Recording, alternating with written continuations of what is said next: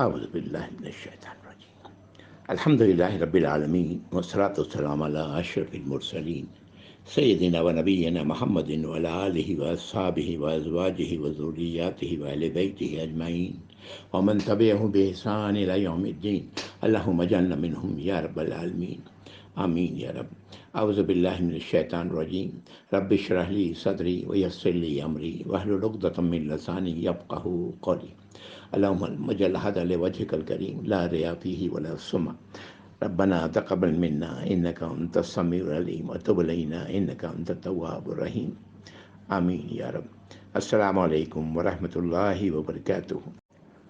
اللهم اجعلني في قلبي نورا وفي لساني نورا، اللهم اجعلني في بصري نورا وسمعي نورا ومن فوق نورا ومن تحت نورا وعن يميني نورا وعن شمالي نورا من امام نورا ومن خلف نورا اللهم آتني نورا۔ یہ نبی کریم صلی اللہ علیہ وسلم کی ایک دعا ہے جو میں نے آپ کو سنائی۔ الفاظ کم و بیش وہی ہیں انشاءاللہ۔ اے اللہ، ہمارے دل میں نور، ہمارے قلب کو نور بنا دیں، ہماری زبان کو نور بنا دیں۔ اے اللہ، ہماری آنکھوں میں کو نور بنا دیں، ہمارے کانوں کو نور بنا دیں، ہمارے دائنی ہاتھ طرف نور ہو، ہمارے بائیں طرف نور ہو، میرے آگے نور ہو، میرے پیچھے نور ہو۔ اے اللہ آتنی نورا، اے اللہ ہمیں نور عطا فرمائے۔ یہ کس نور کی بات ہو رہی ہے؟ نور ہدایت کی بات ہو رہی ہے۔ یہ دعا ہے، بہت خوبصورت دعا ہے۔ آیت نمبر 35 میں جو نور ہدایت کی بات کی گئی، یہی وہ نور ہے جس کی ضرورت ہم سب کو ہے اللہ کی خوشنودی حاصل کرنے کے لیے۔ اللہ تعالی ہم سب کو اس کا مکلف بنائے یا رب العالمین۔ یا اللہ ہمارے لیے آسان فرما دیں۔ یہ باتیں پچھلی نشست میں 2 نشست ہو گئی، اور 35 سے 38 ایک نشست، پھر 35 سے 40 بہت ساری باتیں ہیں، اور حقیقت یہ ہے کہ میرا دل نہیں بھرا۔ بہت ساری باتیں ہیں، بہت ساری تعلیمات ہیں جو اس حوالے سے ہمیں ملتی ہیں، لیکن چونکہ ہمارا مقصد قرآن کو پڑھنا ہے تو ان تمام تفاصیل میں میں نہیں گیا ہوں، لیکن چند باتیں پھر بھی بتانا ضروری سمجھتا ہوں۔ جیسے مسجد میں داخل ہونے کی دعا آپ نے سکھائی، اللہم الصلاۃ والسلام علی محمد صلی اللہ علیہ وسلم، اللہم افتح لی ابواب رحمتک۔ مسجد سے نکلنے کی دعا ہمیں سکھائی، اللہم انی اسألک من فضلک وعاصمنی من الشیطان الرجیم۔ یہ دعائیں یاد رکھیں۔ اللہ تعالیٰ اپنے فضل سے ہمیں فضل نصیب فرمائے اور ہمیں بچا لیں شیطان سے۔ اور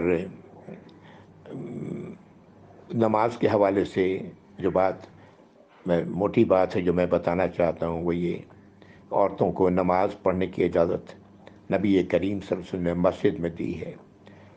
صحابیہ جایا کرتی تھی مسجد میں، لیکن آپ نے یہ فرمایا ہے کہ عورتوں کا اپنے گھر کے سب سے تنہا گوشے میں نماز کا ادا کرنا سب سے افضل ہے۔ اور یہ صرف گھر کی ہی بات نہیں، مسجد محلے کی مسجد کی ہی بات نہیں، بلکہ حتیٰ یہ کہ حرم میں بھی ہم لوگ عورتیں حرم میں جانے کے لیے بے چین ہوتی ہیں وہاں نماز ادا کرنے کے لیے، لیکن ان کی جو سب سے افضل نماز ہے وہ نماز جہاں وہ ہیں وہاں نماز کا ادا کرنا ہے، ایک خاموش گوشے میں۔ ایک اور بات، تو عورتوں اور مرد کی نماز میں اللہ کے نبی صلی اللہ علیہ وسلم نے کوئی فرق نہیں بتایا۔ یہ بعد میں آنے والے اہل علم ہیں جو تقریباً 300 سال کے بعد، میرا اپنا خیال ہے، ان لوگوں نے تفریق کی مرد اور عورتوں کی نماز میں۔ واللہ عالم۔ بہرحال کوئی تفریق نہیں ہے، ہمیں سنت سے کوئی تفریق نہیں ملتی مرد اور عورت کی نماز میں، اسی طرح نماز ادا کرنا جیسے مرد ادا کرتے ہیں۔ ایک اور بات کہ مرد کے لیے نماز میں اس کا کاندھا چھپا ہو اور ناف سے لے کے ٹخنے سے اوپر تک اس کا تہبند ہو. یہ نماز کے لیے اس کی نماز کی ادائیگی مکمل نماز کی ادائیگی ہوگی. صحابہ کرام میں کتنے ہی تھے جو اسی طرح نماز ادا کرتے تھے. خود نبی کریم صلی اللہ علیہ وسلم نے بھی اس طرح نماز ادا کیا ہے نا, 2 چادروں میں. ہم لوگوں نے بہت سارے اہتمام نکال لیے ہیں, یہ ہونا چاہیے, وہ ہونا چاہیے. یہ جو لازمی جز ہے لباس کا, وہی میں نے مردوں کے لیے بتایا. عورتوں کے لیے سر سے پیر تک ان کو چھپانا چاہیے. سر, پورا جسم, حتیٰ یہ کہ پیر کے پنجے بھی, جو اکثر عورتیں اس بات کو نہیں جانتی. جراب پہنیں, چھپا کے رکھیں, یا ان کا کپڑا اتنا نیچا ہو کہ پیر چھپ جائے. بہرحال چند باتیں ذہن میں آئی تو میں نے عرض کر دیا نماز کے حوالے سے. اللہ تعالیٰ صحیح بات کہنے کی توفیق عطا فرمائے اور لوگوں کو سمجھنے کی توفیق عطا فرمائے. آمین یا رب العالمین. پچھلی نشست کے حوالے سے ایک سوال, اس کا جواب دینا میرے لیے ضروری ہے. وہ سوال آیت نمبر 40 کے حوالے سے تھا کہ جس کے لیے اللہ تعالیٰ فرماتے ہیں جس کے لیے اللہ نے نور ہی نہیں بنایا, آخر اس کے آخری ٹکڑا, وَمَن لَّمْ يَجْعَلِ اللَّهُ لَهُ نُورًا فَمَا لَهُ مِن نُور, اس کے لیے نور نہیں ہے. تو سوال یہ ہے کہ پھر اس بندے کا کیا قصور؟ اس کا جواب ہمیں ایک حدیث سے واضح ہوتا ہے. ایک موقع پر نبی کریم صلی اللہ علیہ وسلم نے فرمایا کہ تم میں سے کوئی ایسا نہیں جس کا جنت میں یا جہنم میں ٹھکانہ پہلے سے تیار نہ ہو. صحابہ گھبرا گئے. ان میں سے کسی نے کہا یا رسول اللہ, پھر عمل کا فائدہ؟ نبی کریم صلی اللہ علیہ وآلہ وسلم نے جواب دیا, نہیں, عمل کرو. جس کا ٹھکانہ جہاں کا ہے وہیں کا عمل اس کے لیے آسان ہے. بات واضح ہو گئی. اب اس دونوں اس آیت کو ملا لیں اس سے. جس شخص نے ہدایت کی پرواہ ہی نہیں کی, اس کے لیے ہدایت کے بغیر چلنا اس کے لیے زیادہ پسندیدہ تھا, تو ایسے شخص کے لیے اللہ کا پاس تو علم قدیم ہے. ایسے شخص کو اللہ تعالیٰ نے نور سے فیض یابی نہیں کیا. ایسا شخص اندھیروں ہی اندھیروں میں ہے نا, ایک پر ایک, ظلماتم بعضها فوق بعض. جزاکم اللہ خیر. میرے خیال میں یہ بات واضح ہو گئی ہوگی. دوسری طرف ایمان والوں کا نقشہ ہم لوگوں پر پڑھ چکے انہی آیات میں, کہ وہ ان کی کیا کیفیت ہوتی ہے, کس طرح وہ مسجد سے ان کا تعلق ہے, کس طرح سے وہ اپنے قیامت کے دن سے وہ گھبرائے ہوتے ہیں, کہ اس لیے کہ ہم عمل کر رہے ہیں. قبولیت تو اللہ کے ہاتھ میں ہے, تو ہر لمحے یہ خوف لگا ہوتا ہے, لیکن پھر اللہ سے امید بھی ہے کہ یا اللہ ہم نے اپنی طرف سے پوری کوشش کی ہے اور آپ سے امید ہے کہ آپ اسے قبول فرمائیں گے.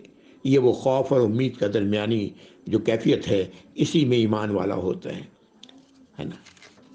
یہ چونکہ اس کے اندر یہ طلب تھی تو اللہ نے اسے نور پر نور عطا کیا.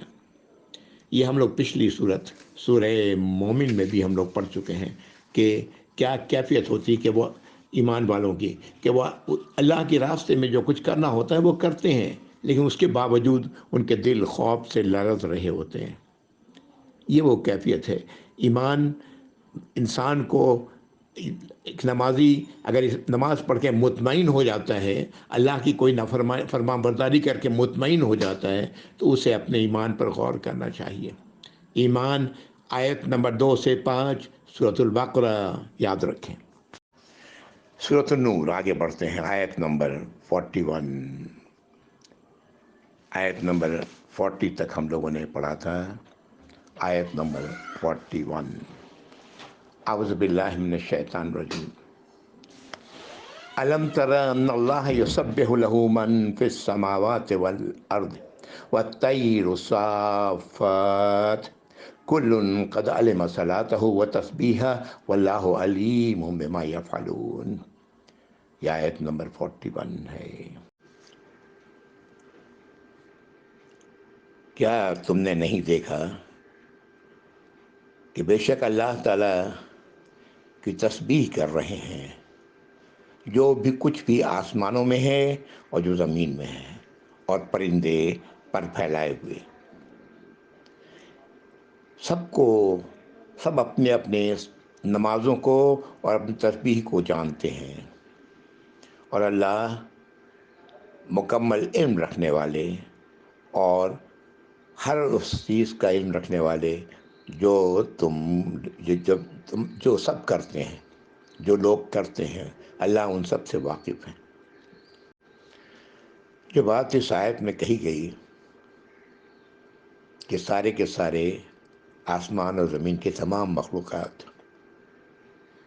اور پرندے سب اللہ کی تسبیح کرتے ہیں۔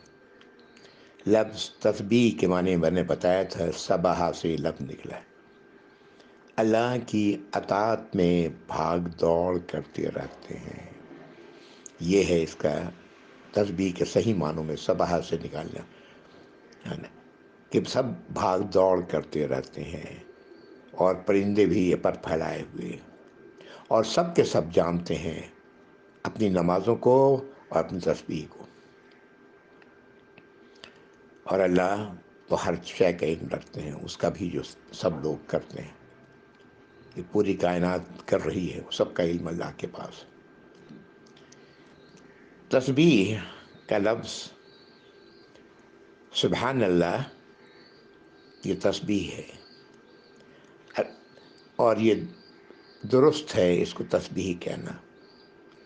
جب کوئی شخص سبحان اللہ کہہ رہا ہے اپنے ذہن میں یہ بات رکھتے ہوئے کہ اللہ کی ذات تمام کمزوریوں سے، تمام عیب سے پاک ہے، تو بالکل یہ تسبیح ہے۔ لیکن تسبیح کا دوسرا معنی آپ کو بھی بتایا ہے سبحہ سے نکال کے، کہ یہ سب اللہ کی اطاعت و فرما برداری میں لگے ہوئے ہیں، اور سب کو معلوم ہے ان کی نماز کیا ہے اور ان کی تسبیح کیا ہے، یعنی نماز اور تسبیح کا ذکر کیا گیا۔ نماز کیا ہے؟ ہم انسانوں کے لیے نماز اللہ کی اطاعت و فرما برداری کا ایک حصہ ہے۔ ہمیں اپنے 24 گھنٹے میں 5 بار نماز ادا کرنا ہے، تاکہ ہمیں اللہ یاد رہے، اللہ کی اطاعت و فرما برداری یاد رہے۔ اسی طرح ان کو معلوم ہے کہ ان کی نماز کیا ہے اور ان کی تسبیح کیا ہے، یہ سب جانتے ہیں، یہ تمام مخلوقات جانتے ہیں۔ اس بات کو میں ایک اور طرح سے میں سمجھانے کی کوشش کرتا ہوں۔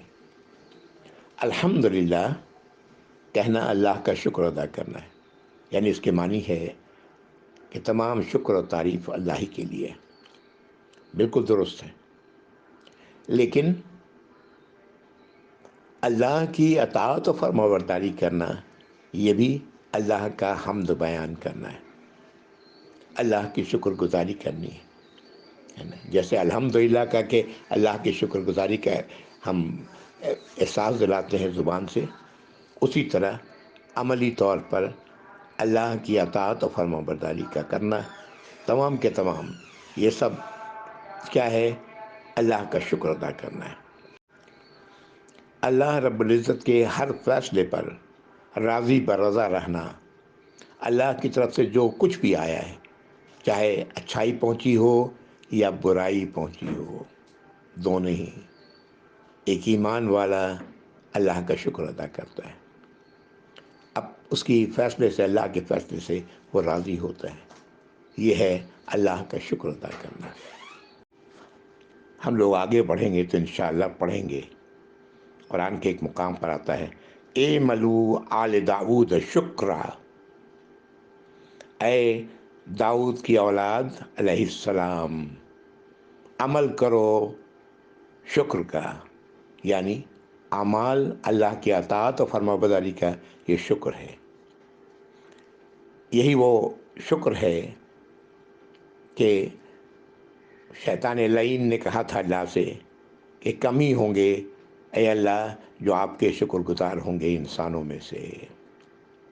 ہم سب کو دعا کرنا چاہیے، اللہم اجعلنی من الشاکرین، اے اللہ ہمیں شکر کرنے والوں میں بنا۔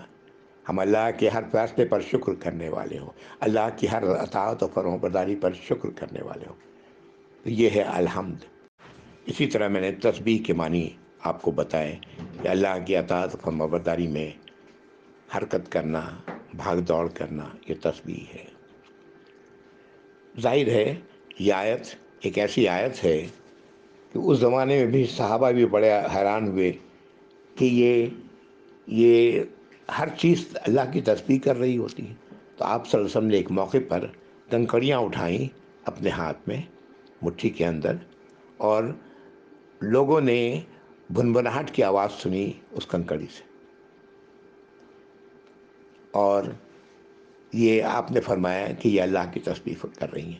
یہ اللہ کی طرف سے ایک معجزہ آپ کے ذریعے دکھایا گیا۔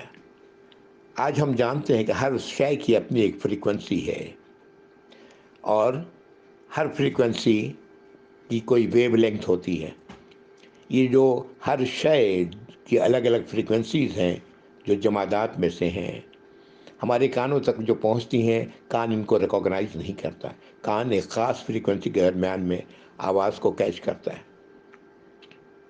اسی طرح ایک موقع پر آپ نے فرمایا کہ فرشتے آسمان پر کوئی ایسی جگہ نہیں جہاں اللہ کا سجدہ نہ کر رہے ہوں اور اللہ کی حمد و ثنا نہ بیان کر رہے ہوں۔ آسمان چڑچڑا رہا ہے، ایک بالش بھی جگہ خالی نہیں۔ بتانا مقصد تھا کہ ہر شے اللہ کی اطاعت و فرمانبرداری کر رہی ہے۔ سورۃ الانعام میں ہم لوگ پڑھ چکے ہیں، آیت نمبر 38 ہے، اعوذ باللہ من الشیطان الرجیم وما من دابۃ فی الارض، کوئی بھی جاندار زمین پر نہیں ہے، ولا طیر یطیر بجناحیہ، کہ وہ پرندے جو تیر رہے ہیں، اڑ رہے ہیں اپنے پروں کے بل، الا امم امثالکم، یہ سب ایک امتیں ہیں تمہاری طرح کی، یعنی یہ سب اللہ کی حمد و ثنا و تسبیح کر رہی ہیں۔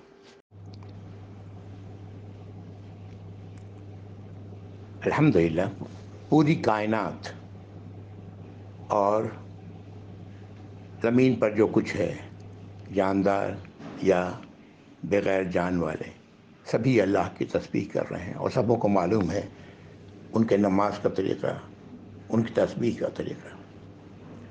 در حقیقت یہاں پر اللہ رب العزت نے یہ واضح کر دیا ہے کہ ہر وہ شے جو بے اختیار ہے، وہ تو جس کو اللہ نے اختیار نہیں دیا ہے، وہ سب کے سب اللہ کی اطاعت و فرمانبرداری کر رہی ہیں۔ ان کو جو اطاعت کا طریقہ بتایا گیا، اس طریقے پر وہ اطاعت اور فرمانبرداری کیے چلی جا رہی ہیں۔ میں اس کو اس طرح کہتا ہوں آج کی زبان میں کہ دے ہیو آل بین، ان سب کو پروگرام کر دیا گیا ہے، اللہ نے پروگرام کر دیا ہے، یعنی اس پروگرام کے تحت یہ تمام شے اپنا اس پروگرام کے تحت عمل کر رہی ہیں، اپنا کام کر رہی ہیں۔ قرآن میں ایک جگہ پر ہے کہ داؤد علیہ السلام جب اللہ کی حمد و تسبیح کرتے، ان کے ساتھ پہاڑ اور پرندے بھی کیا کرتے، یعنی ان کی فریکوینسی بھی وہی ہوتی جو داؤد علیہ السلام کی حمد و ثنا کی فریکوینسی ہوتی۔ دوسرے لفظوں میں وہ تو اللہ کی اطاعت گزار اور فرمانبرداری تو کر ہی رہے ہیں۔ بہرحال بڑی باریک باتیں ہیں اور بہت واضح کرنا ہے، واقعی بڑا مشکل ہے۔ اللہ بہتر ہی جانتے ہیں، اللہ بہتر جانتے ہیں یہ سب کچھ۔ بہرحال جو کچھ بھی ہے، لیکن جہاں تک وہ ان مخلوقات کا تعلق ہے جن کو اللہ نے اختیار دیا ہے، اور وہ اختیار جن کو اللہ نے اپنے اختیار میں سے دیا، اس لیے کائنات کا مکمل اختیار اللہ کے پاس ہے۔ اس اختیار میں سے اللہ رب العزت نے ان مخلوقات کو جن کو اختیار عطا فرمایا ہے، جن کو ہم جانتے ہیں، ایک ہمارے جاننے میں جو ہمارے علم میں جو ہے وہ ایک انسان ہے اور دوسرا جن ہے، جو قرآن سے ہی ہمیں پتہ لگتا ہے۔ یہ اپنے اختیار کو جس طرح چاہیں استعمال کریں، اگر یہ اختیار کو اللہ کی فرما برداری میں استعمال کر رہے ہیں تو نور علی نور ہے، اور اگر یہ اللہ کی نافرمانی میں استعمال کر رہے ہیں تو پھر اندھیروں میں ہے. یہ ہو سکتا ہے کہ اندھیروں پر اندھیرے ہوں. واللہ عالم. یہ جو میں نے اختیار کی بات کی، ہم پڑھ چکے ہیں پیچھے آدم علیہ السلام اور حوا اور ابلیس کے واقعات میں پیچھے پڑھا ہے ہم لوگوں نے کہ اللہ تعالیٰ نے فرمایا کہ جب میں اس میں آدم علیہ السلام کے پتلے کے بارے میں اللہ تعالیٰ فرماتا جب میں اس میں اپنی روح میں سے پھونک دوں تو تم سب سجدے میں گر پڑنا. یہ روح میری نظر میں وہ اختیار ہے جو اللہ نے اپنے اختیار میں سے انسان کو عطا فرمایا ہے، اور یہی انسان ہے اس اختیار کو جس طرح چاہتا ہے استعمال کرتا ہے.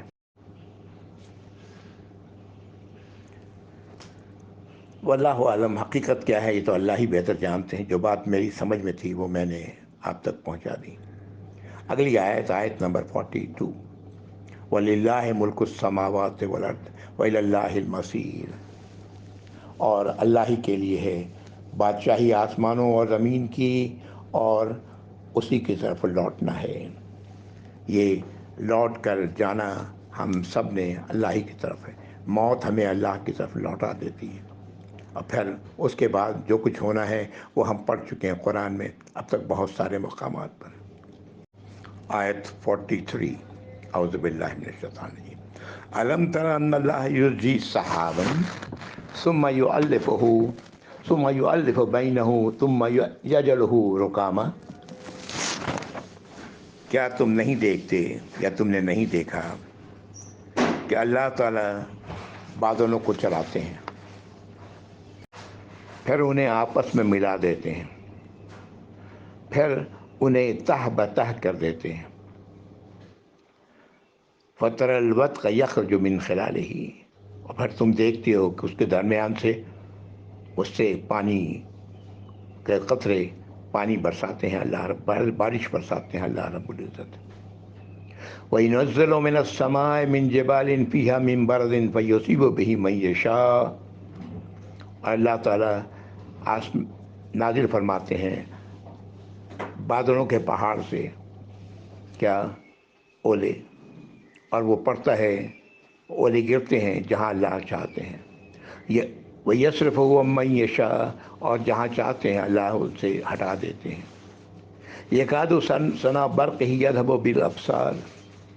اور اس سے بجلی جو آسمان میں چمکتی ہے، اس سے نکلنے والی بجلی گویا کہ آنکھوں کی روشنی لے جائے گی.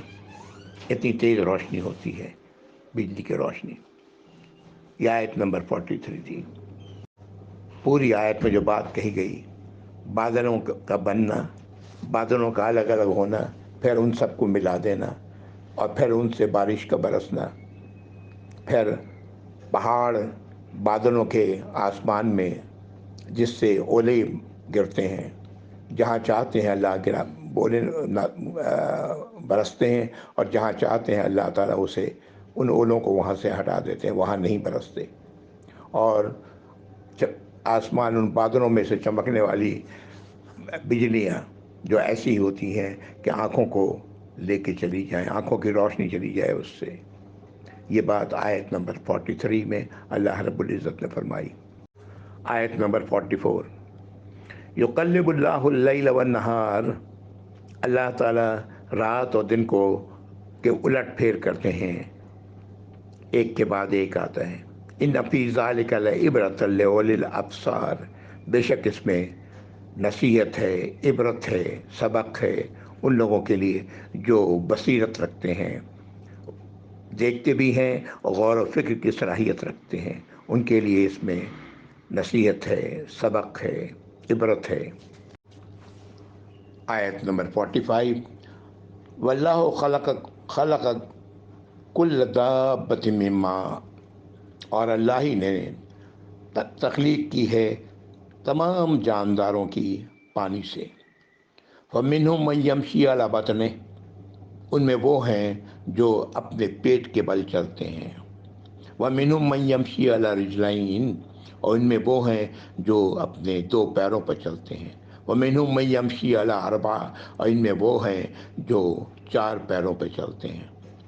يَخْلُقُ اللَّهُ مَا يَشَاءُ، اللہ تعالیٰ تو تخلیق کرتے ہیں جو چاہتے ہیں۔ ان اللہ علی کل شیء قدیر، بے شک اللہ ہر شے پر قادر ہے۔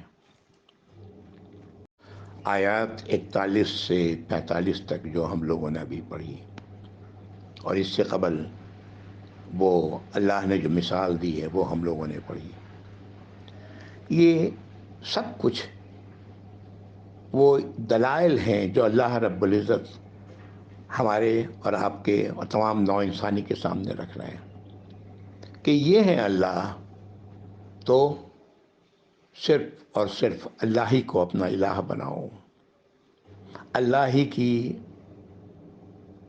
رہنمائی اختیار کرو، اللہ کی ہدایت پر چلو، یہ ہے اللہ۔ اور اس بات کو اللہ رب العزت نے آیت نمبر 46 میں سمیٹ دیا۔ آیت نمبر 46، اعوذ باللہ من الشیطان الرجیم، وَلَقَدْ أَنزَلْنَا آیَاتٍ مُبَيِّنَاتٍ، اللہ تعالیٰ فرما رہے ہیں ہم نے تو واضح دلائل، واضح آیات نازل فرما دی ہیں۔ واللہ یہدی من یشاء الی صراط مستقیم، اور اللہ تعالیٰ رہنمائی فرماتے ہیں اس کی جو چاہتا ہے صراط مستقیم کی طرف رہنمائی فرماتے ہیں۔ وہ جو اپنے اندر طلب رکھتا ہے صراط مستقیم کی، وہ جو اپنے اندر ایک خود روشنی رکھتا ہے، نور رکھتا ہے، اور پھر اللہ تعالیٰ اس نور میں اضافہ فرماتے ہیں، نور لنا نور، اور اس کی رہنمائی فرماتے ہیں صراط مستقیم کی طرف۔ یہ آیت نمبر 46 تھی۔ قرآن کریم کی تعلیم کے آپ پورا قرآن کریم ہم لوگ پڑھتے چلے آ رہے ہیں، اب تک ہم لوگ 18ویں پارے تک پہنچے ہیں۔ اب تک تو بہت واضح بات ہو چکی ہے اور آئندہ بھی واضح ہوگی کہ اللہ کی جو ہدایت ہے، اصل میں جو رہنمائی ہے، اور جو اللہ رب العزت انسانوں سے، ان مخلوقات سے جن کو اللہ نے اختیار دیا ہے، اللہ تعالیٰ چاہتے ہیں کہ وہ اپنے اختیار کو اللہ کی رہنمائی میں استعمال کریں۔ کامیابی کا راستہ یہی ہے، نہیں کریں گے تباہی کا راستہ ہے۔